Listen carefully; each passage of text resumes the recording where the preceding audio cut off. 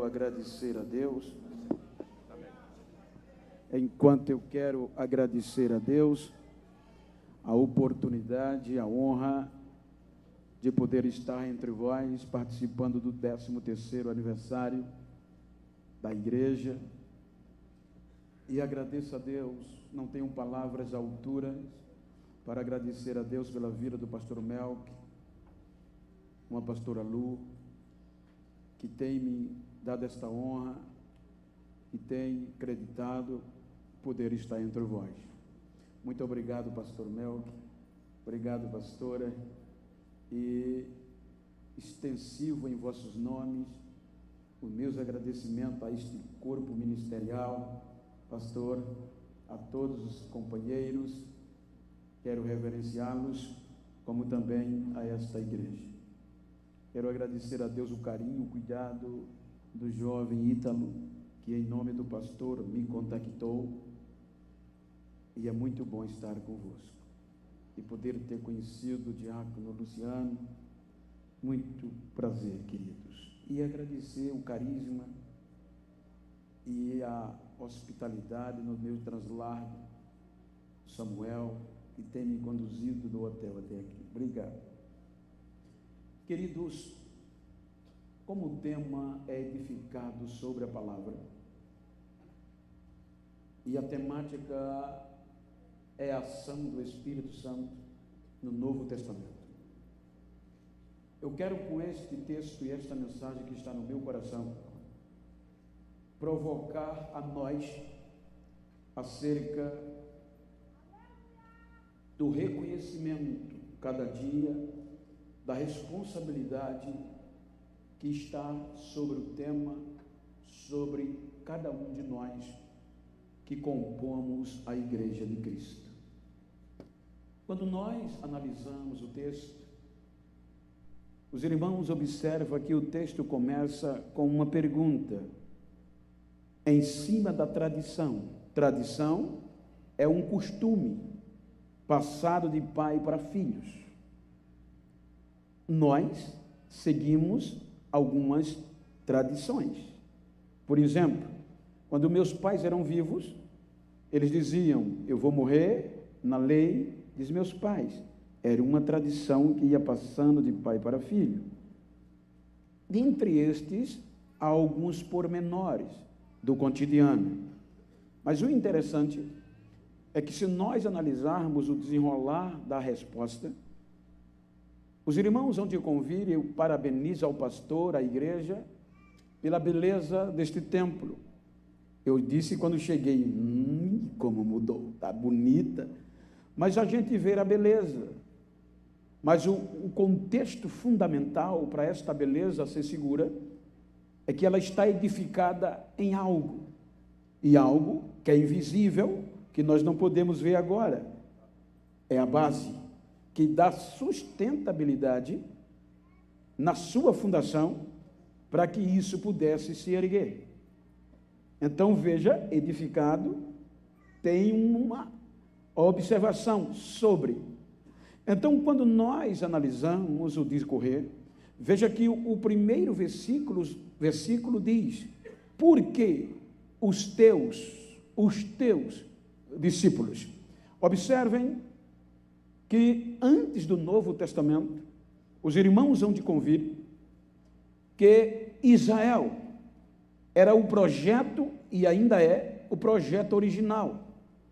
O projeto original que recebeu a orientação de Deus, com base na palavra de Deus, que veio pela lei, para atrair todas as nações a Deus, baseado na lei, na palavra, porque a lei foi Deus que deu.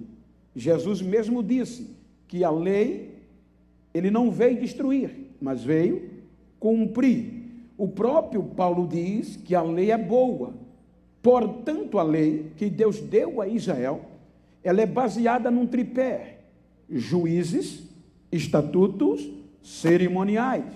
Ou seja, juízos e estatutos são eternos. Levítico 18. Os cerimoniais eram os rituais em que eles se basearam.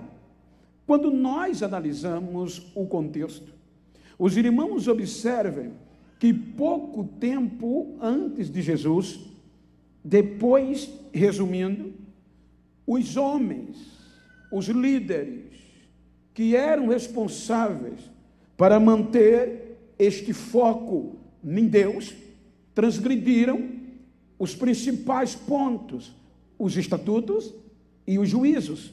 Esqueceram dos juízos, não valorizaram os estatutos, se basearam nos cerimoniais. Então, observem que eles agora não acontece algo sobrenatural. Observem que o texto começa, os teus discípulos. Então, desde quando Deus elegeu a tribo de Levi para se responsabilizar pelo contexto da palavra, pelo contexto espiritual, aqui, a passado tempo, foram se degradando. E antes de Jesus, no apogeu do Império Romano, quem mandava agora era Roma. Roma era quem colocava e tirava o sumo sacerdote.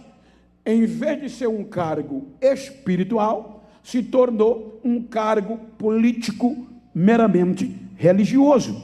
Então, para não perder o cargo, eles foram se desvencilhando do enfoque da palavra. Então, começaram a viver de tradições. Eram cerca de 613 tradições que os judeus tinham que cumprir a cada dia. 365 por dia tinha uma observação, e entre elas, você não poderia comer sem lavar as mãos. E o interessante é que estes mestres, veja que são mestres, são doutores, são teólogos, eles eram responsáveis para formar a nova geração de discípulos. Ou seja, então eles iam ensinar a nova geração a continuar com a mesmice. Por exemplo, o termo discípulo, no original, é talmide. Discípulos, talmidim. Isso implica dizer que aos 12, 13 anos, depois que os jovens passavam pelo ritual do Bar Mitzvah, que era uma festa que eles se tornavam de maioridade e agora podiam ingressar nas solenidades e se tornar estudante ou pretendendo ser discípulo, dependendo do pai. Por exemplo, pastor Melk, com respeito, ele criou o diácono Luciano. Obviamente que ele, no coração, ele deseja e desejou que o filho fosse um obreiro, servisse a Deus.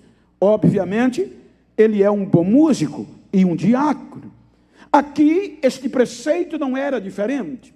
Eu, sendo pai, sendo judeu, o meu filho, o meu maior sonho era que ele se tornasse um mestre da lei de Moisés, sobretudo fariseu, porque os fariseus eram quem ordenavam, era o maior grupo, o mais popular, e o que exigia mais, era o mais severo, era o mais duro. Então, dentro da tradição, por isso que existia pelo menos 7 títulos dos fariseus, Costa Larga, Felipérios e outros, que identificava a dureza de cada um. Então, quando um jovem completava 12, 13 anos, dependente da condição paterna, o pai enviava eles para os mestres, para eles serem catequizados, serem entrevistados no intelectual, porque aqui o espiritual não valia mais, era a tradição, era o costume dos pais, e era interesse monetário. Então, por exemplo, chegava o jovem, de 12, 13 até 14 anos, e quer se tornar um mestre, mas para se tornar um mestre, tem que passar primeiro pelo discipulado, e o discipulado tinha que passar pelos mestres. Então o jovem chegava diante de um grupo, de uma mesa examinadora, composta só dos melhores mestres da lei, fariseus, que representavam, ligado a este grupo, estes homens eram conhecidos como escribas, que eram os doutores, um grupo de ensinadores, e os jovens sentavam na frente deles. Então, eles iam fazer pergunta aos jovens na Torá, nos 5 primeiros livros, na lei. Se o jovem tivesse intelecto criativo e respondesse as maiores partes da pergunta, eles diziam: esse serve para ser discípulo. Ele é intelectual, ele tem sabedoria. Então, eles davam direito desses jovens de escolherem qual dos mestres da mesa examinadora que ele queria se tornar discípulo. Então, pelo conhecimento, pela capacidade bíblica, da lei, eles iam escolher. Por isso que Paulo escolheu Gamaliel, que era o melhor mestre da lei de Moisés. E assim era. Mas existia um pormenor. Era que todos os moradores da Galileia não tinham chance de ser. Por quê? Galileia fazia divisa com a Síria. E Síria eram pagãos.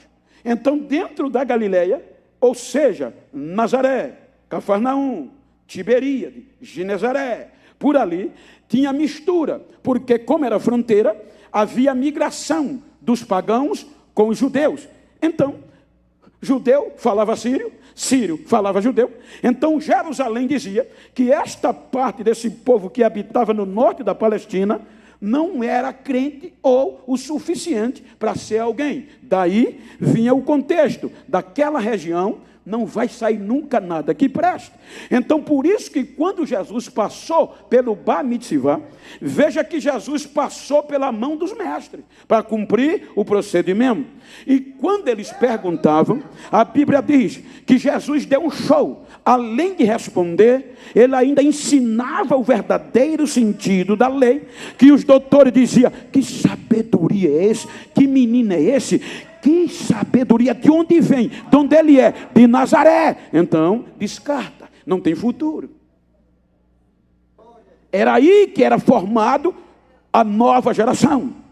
Aqueles que faziam parte da Judeia, que tinha jogo e família influente, eram aprovados e se tornava a nova geração de discípulos para cumprir tradições.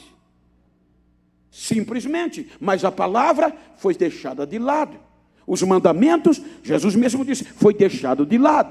Então agora esses novos discípulos, eles iam aprender a lei, estudando os salmos, os proféticos e os históricos. E além disso, o comportamento do seu mestre. Porque diz a história e a Bíblia que a função de um discípulo era simplesmente essa: aprender tudo o que pudesse do mestre, porque depois que o mestre partisse, ele teria que continuar divulgando, disseminando, defendendo o ensino do mestre, mesmo que custasse a própria vida. Porque desde que eles escolheram, por exemplo, eu escolhi pastor Melquisedeque para ser o meu mestre, a minha vida não era mais minha, mas era dele.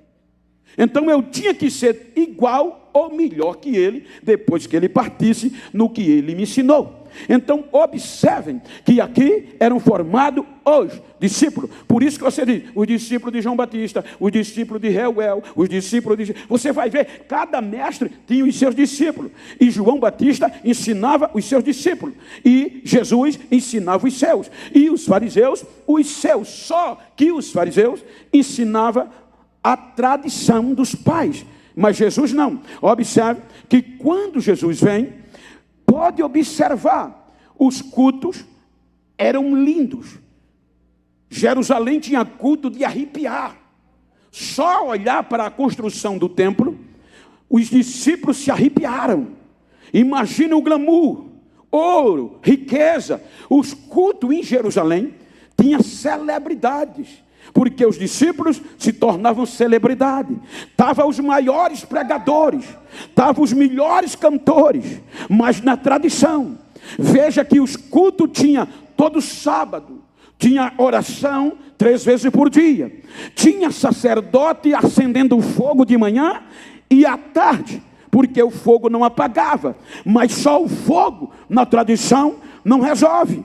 Então observem que a partir daí eles faziam os cultos, mas eles mesmo quando iam entrar no templo, estava lá aleijado, estava coxo, estava mendigo. Lá mais distante no alpendre, estava um monte de descartado, mas eles passavam, nem olhavam. Não havia milagre, tinha glamour, tinha celebridade, mas não havia ação espiritual. Agora vem Jesus e vai formar um grupo de discípulos. Para quê? Para difundir o seu evangelho, que é o ensino do ensino de Jesus. Observem que Jesus contraria a lógica. Ele não quer tradição, ele vai edificá-los na palavra. Na tradição, que era o que acontecia. Na tradição, você tinha que ser intelectual para receber o diploma, tinha que estudar 10 anos diante de um mestre. Porém, depois de 10 anos, você ia receber o diploma para ser mestre. Aí Jesus vai fazer e começar a maior atividade espiritual que dividiu a história. E olhe que Jesus começa não pelo aval dos mestres de Jerusalém, mas a Bíblia diz que Jesus começa passando pelo Jordão, com 29 anos, o Espírito Santo desce sobre ele, e vai fazer a divisa entre Velho e Novo Testamento. Então observe, que Jesus agora está cheio é pleno, pleno é o total do Espírito Santo. Então observe, que agora Jesus vai escolher os discípulos para quê? Para se aprender edificado na palavra e cheio do Espírito Santo. E o interessante é aqui, ele poderia seguir a norma, e em Jerusalém, melhores mestres, melhores faculdades, e escolher quem era melhor do que os que eles escolheram, porque em Jerusalém estavam os estudantes, os intelectuais, os doutores, a futura geração. Mas ele contraria, ele não vai em Jerusalém, não está preocupado com o anel, não está preocupado com o diploma deles, ele vai escolher pescadores, vai escolher trabalhadores mais experimentados no dia a dia. Os de Jerusalém era fácil se romper.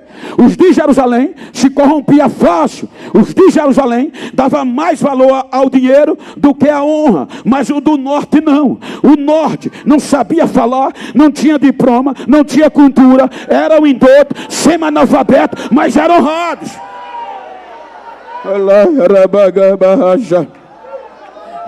Flávio Joséfo diz que os galileus tinham alguns pontos favoráveis ao Evangelho. Primeiro, eles eram trabalhadores. Por quê? Eram acostumados no braço forte. Por isso que às vezes a gente vai pregar no sul e até o café da manhã é diferente do Nordeste. Mas dá muito biscoito, dá muito doce. Você chega na nossa região, tem inhame de manhã, tem batata, tem cuscuz, tem tapioca. Lá na minha lagoa, não sei aqui. Então, isso é porque nós trabalhamos pesado. Nesta região, o serviço era braçal, e assim era no norte. Enquanto Jerusalém vivia de glamour, o norte vivia da pesca, da criação, debaixo do sol, no vento. Aí Jesus diz, vai dar, trabalhadores vão aguentar o repuxo. Segundo, eles eram resilientes, eles não desistiam por pouca coisa, esticavam e diziam, vai desistir. Quando a prova, a luta passava, eles não mudavam, continuavam o mesmo. A luta não alterava. E terceiro, eles eram honrados. Ele dava mais valor à honra do que o dinheiro. Dinheiro não comprava eles, porque a honra era mais especial. Aí Jesus diz, esse vai dar certo, esses vão dar certo. Observe que Jesus escolhe ele. E a Bíblia diz: Jesus ensinava os seus discípulos na palavra. Olhe que era só palavra, não era tradição. Jesus quebra a tradição. Aí diz a Bíblia no versículo 14, capítulo 14, que acontece algo sobrenatural. Jesus, primeiro, ele está no mar, está dormindo, o vento sopra e o mar se agita. Os discípulos estão com medo. Eles agora iam aprender, não teoricamente, mas a prática da ação do Espírito Santo, que começa com Jesus. Aí Jesus levanta e diz: ó vento, acalma-te, ó mar, aquieta-te. Então eles ficaram perturbados. Mas que homem é esse? Não é que pode. Então cruzam o mar e vêm para Genezaré. Aí a notícia explode, porque a Bíblia diz que os discípulos e quem viram espalharam na cidade e chega em Jerusalém. Quando chega em Jerusalém, aí a notícia eclode, porque os doutores da lei sabem e enviam o quê? Enviam pessoas peritas na lei para ir ao norte, para ver de perto se era verdade. Mas o pior é que vai acontecendo coisas maiores. Os cultos em Jerusalém tinha tradição, os cultos em Jerusalém tinha jeito humano, tinha elite, tinha glamour, mas não tinha poder. Então o que é que acontece? Quando Jesus chega, então muda a situação, porque agora os cultos em Jerusalém talvez fosse pedra mais especiais que essa, porque para fazer o templo de Salomão, o bispo, com todo respeito, trouxe pedras de Israel, que é muito melhor que a nossa, mas lá no norte só era no chão seco, no meio da rua. Só que os cultos em Jerusalém, o aleijado continuava aleijado, e os cultos na unção do Espírito Santo que Jesus fazia, o coxo andava, o cego enxergava e o milagre acontecia.